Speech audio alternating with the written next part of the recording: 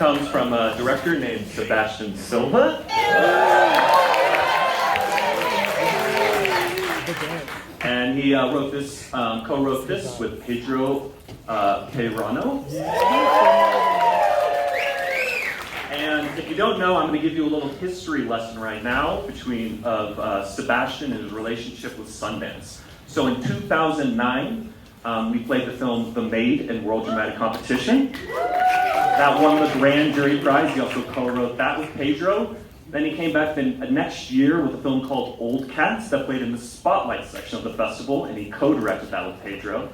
Came back 3 years later with 2 feature films, Crystal Fairy, which played World Dramatic Competition, and with Anne won a directing prize, and also Magic Magic, which played in the Midnight section. 2 years later, he came back with Nasty Baby that played in the next section of the festival. The following year, 2016, he had a short film he directed called Dolphin. And then 2 years later, he played the film Tyrell, screened in the U.S. Dramatic Competition. And now Rotting in the Sun is playing the premiere section. That is 7 sections of the festival, 8 films.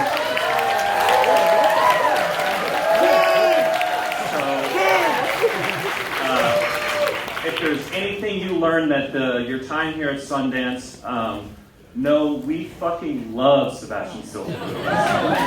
When his films come into the team, it's like Christmas morning because the submissions, so many are just conventionally told stories. And we know when we get something from Sebastián, it's going to be wild, uncomfortable, hilarious, and surprising. So we are so proud to have him back with this film. He reunites with the incredible actress, Catalina, Saavedra, who starred in The Maid. And he's working with another festival alumni of the very, very hilarious Jordan Firstman. So please do me the honors of welcoming back for the 8th time to premiere at Sundance, Sebastián Silva. You guys are like, come on, dude, do fucking something else. Like, change it around a little. No, I'm really happy to be here, especially with this movie. I have never been so nervous to show a movie, nervous in a good way. It's really exciting, especially, it's a comedy. It's a dark comedy, but yeah, comedies are such a treat to give an audience, and I'm very thrilled you guys are the first audience to ever watch this movie with us. Yeah. Thank you, before I forget the name of this production company, who's like got the weirdest name, Iki and Nail Arlo. I got it right, Brighton? Yeah, nice. I wanted to thank them and Hidden Content and Jay Wasserman who made this movie possible.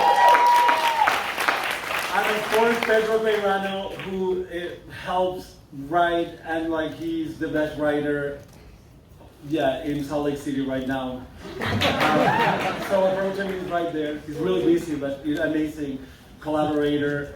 And Martine Gutierrez, Gabriel, and Catalina Saavedra sadly couldn't come. She's a very hard-working actress and she's in Chile in a play, but she sent the love that we all need. And guys, please stick around for the Q&A because Jordan is hilarious and he has a lot of stuff to tell you. And there's a really fun song at the end credits that we paid a lot of money for. Thank you so much, guys. Enjoy the movie. Welcome back up to the stage the director, Sebastián Silva.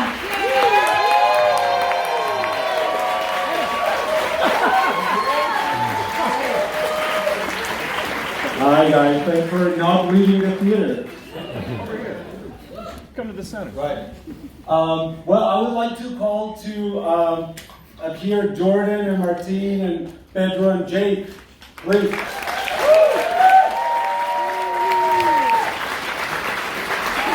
Yeah! Yeah!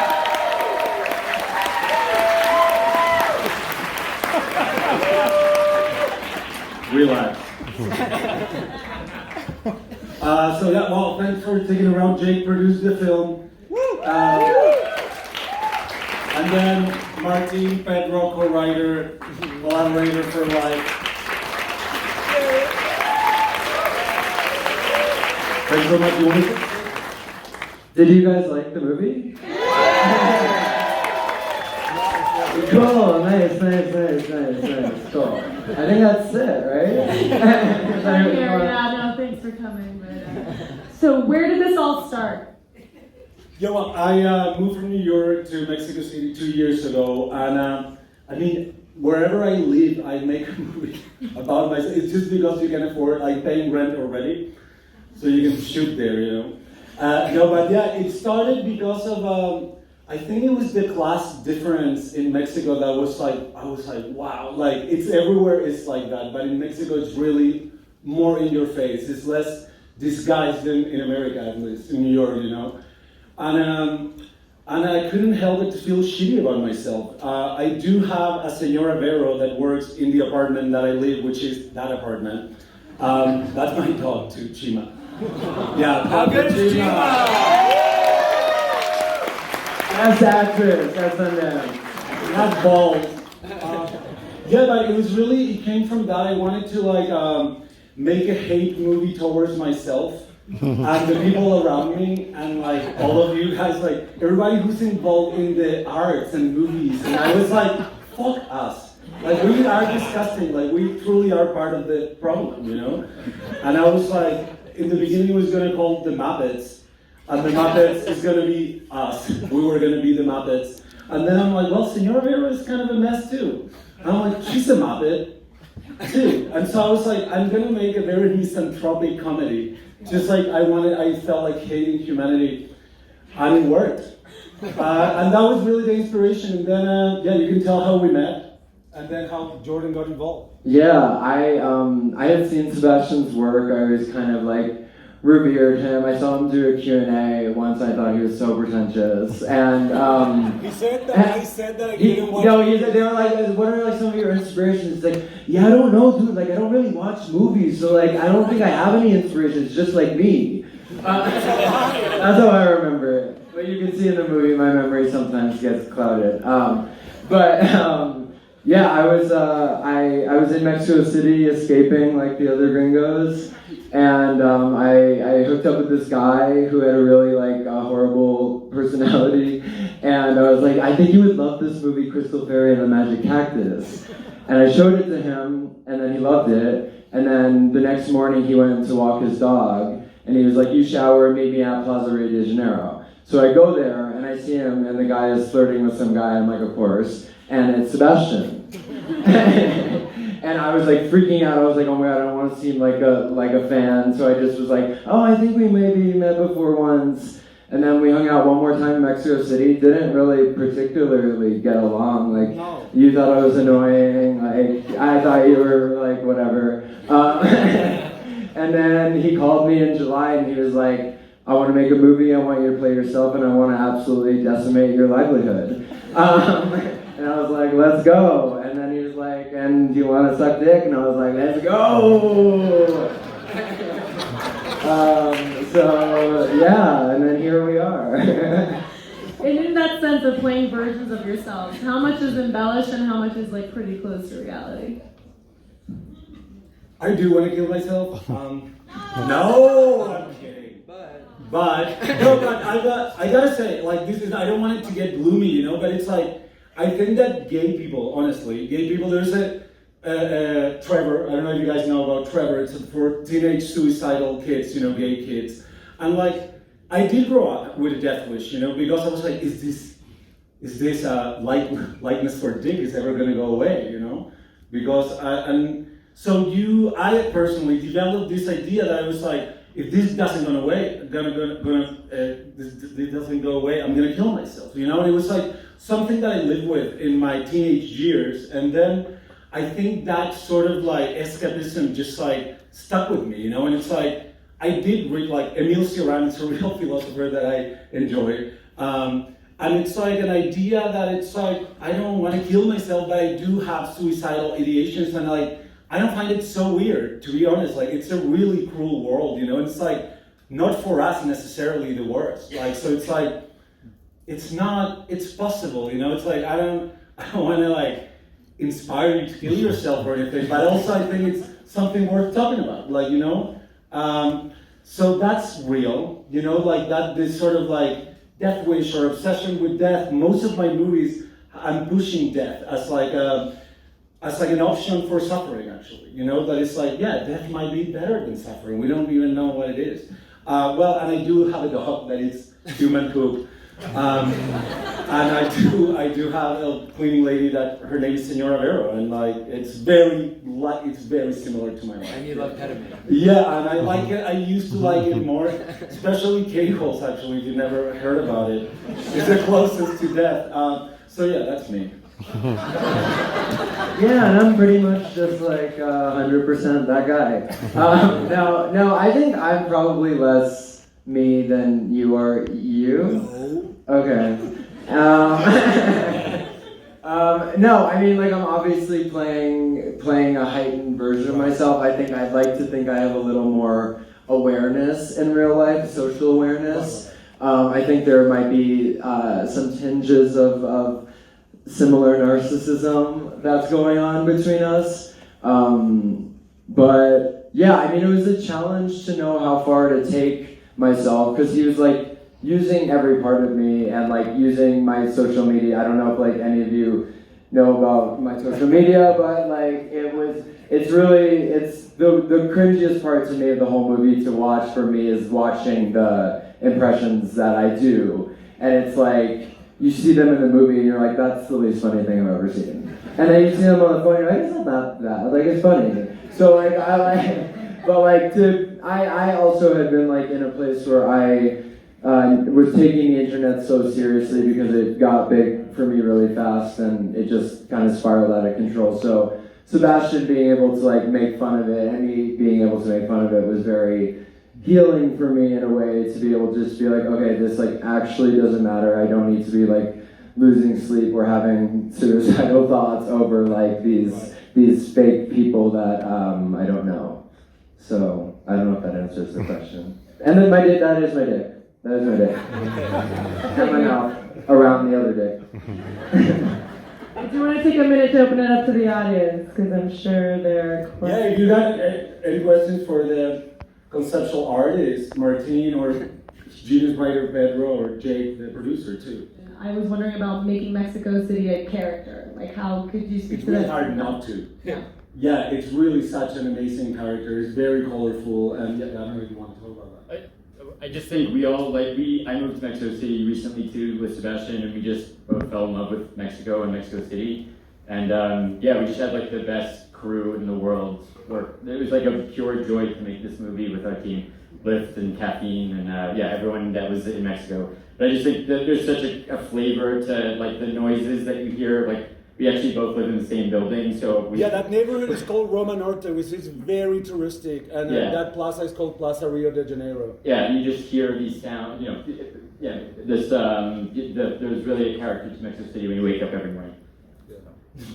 You want to say? I need 3 minutes, yeah. I was curious, like the Camote guy and like the other people, were they just people in the street that you grabbed for the shoot, or were they actually extras, or just people who happened to be there? They all really did that, yeah. I mean, like, we approached them, you know, it's not that we catch them with the camera while we were shooting the scene, but yeah, we approached all of those guys, and like, yeah, even like, lavadoras, yeah. What are you trying to say about shame in this movie? Okay. Give me a minute. Was I trying to say something about shame? It's very shameless, the movie, you know. I'm very exposed myself. My address is exposed.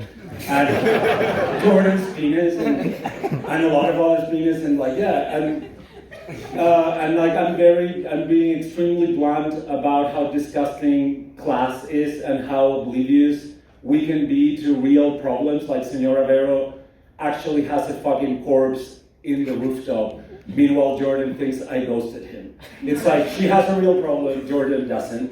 And I don't have a problem in the beginning of the movie either. I'm just like a bougie, dissatisfied artist who moved to Mexico, escaping myself. And then I had this idea of drinking this poison, you know, this pentobarbital. And then I don't get it because I really was never gonna get it, you know? I was just like complaining. I was being a bitch. And then Senora Vero ends with the bottle of poison in her pocket with a corpse in the rooftop of a fresa boss who treats her like shit. So it's like, I feel that I'm just like shaming us, and shaming a privileged class that is completely oblivious, and that even though we can have this talk and be aware of how privileged we are, then we'll go to a party and maybe do ketamine, and like that's how we live our lives, And so yeah, that's about shame. It's a shameless movie, I hope. Yeah. Could you talk a little about your collaboration in the writing process too, and if you were Pedro to talk about that. Oh, thank you.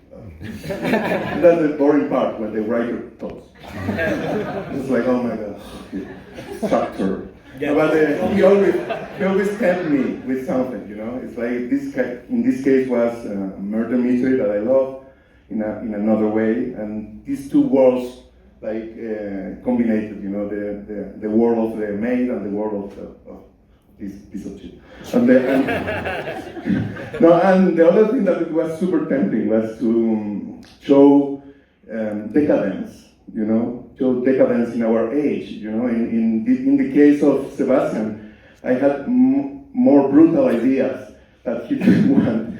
But I wanted to name this movie The Maid 2. Totally decadent, It's like really desperate to get another award, So, well, we always joke a lot, and it's super fun really to collaborate. It's like I know his mind and he knows mine. Yep. And that's all. It's fun. This Yeah. guy's desperate. Yeah. You actually have a meeting with HBO where they suggest Oh my God.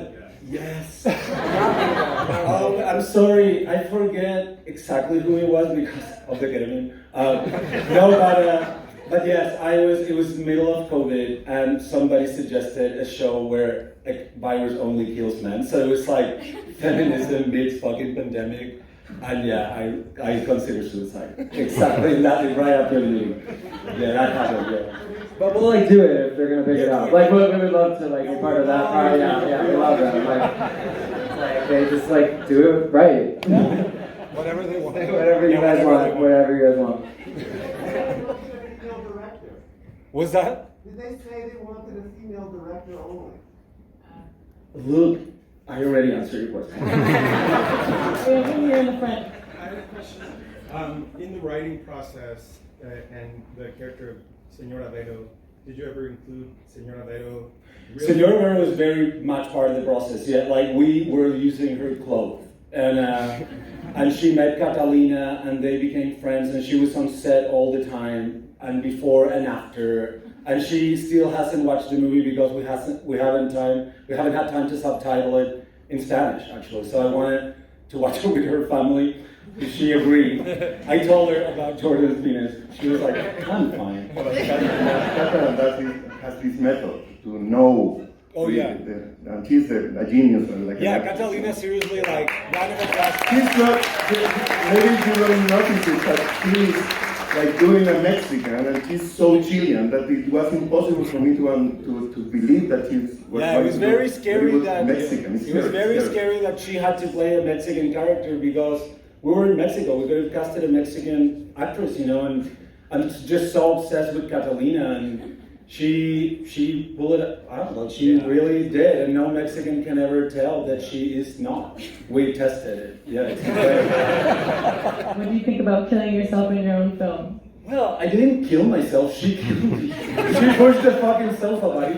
Like I was ready to get the $7,000 from Jordan, and buy some clothing. But yeah, it is kind of amazing to see that, and like. It was a big question because, I was like, wow, it is ugly, and like I'm not ready for that, But it was also hilarious to like have a prosthetic in my mouth in the cold tiles, just laying there, and everybody's joking, because those moments in movies like seem serious, but then everybody's fucking around on set, It's like I am not a director that is asking for, hey, I'm gonna be dead here, like please.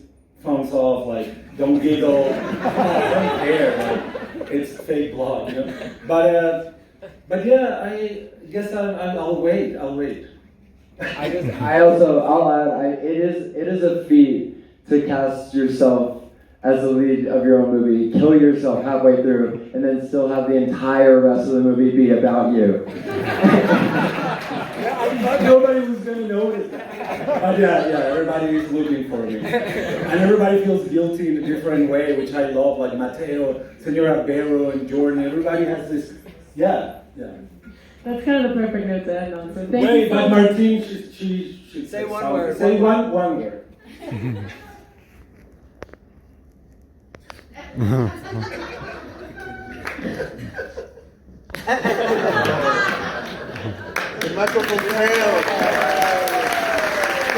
Come to the other screening in Salt Lake City, and I'll give you some real tea. And some pentobarbital. We have some with us, if anyone is interested. You can microdose it.